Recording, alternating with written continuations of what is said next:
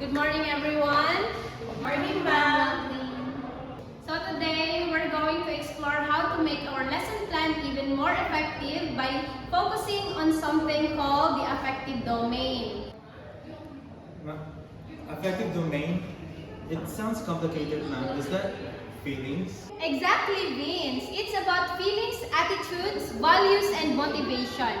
We often focus on what students know and what they can do. But it's equally important to nurture who they are as a people. Ma'am, Yes, Jorena?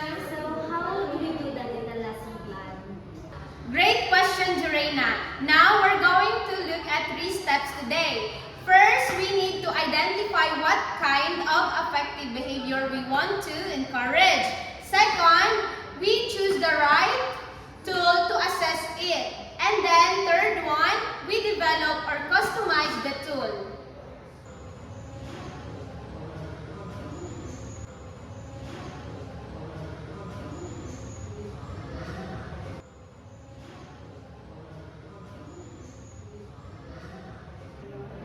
So let's start with types. So when you're writing your lesson plan, ask yourself, what feeling, attitude, or value do I want my student to demonstrate in this lesson? Do I want to message motivation, cooperation, honesty, or maybe just plain old curiosity? Yes?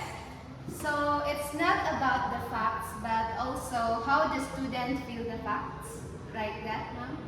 Precisely, Sangara. For example, let's say we're teaching about environmental awareness.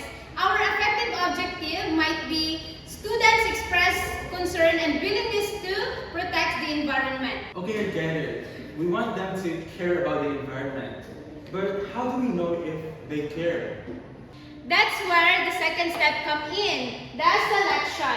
So now we need to choose the right tools to assess that. We could use an observation checklist to see if they participate in class discussions about recycling, or we could have them write a reflection journal about their feelings towards environmental issues. Ma'am, so for the environmental issues, ma'am, for example, a reflection journal would be a good tool. Exactly. It allows students to express their feelings in their own words. Now, let's say we're doing a science experiment that requires teamwork. In that case, we might want to assess cooperation and fairness. So, what tool might we use then? Now, the third step is development. So, once you've chosen your tool, you need to make sure it's specific to your lesson. This means writing clear criteria or indicators that describe observable behavior. Observable behavior? What does that mean? So it means that what specific things would you see or hear that would tell you a student is demonstrating that attitude or value. For example, if we're looking for willingness to participate respectfully, what would that look like in the classroom?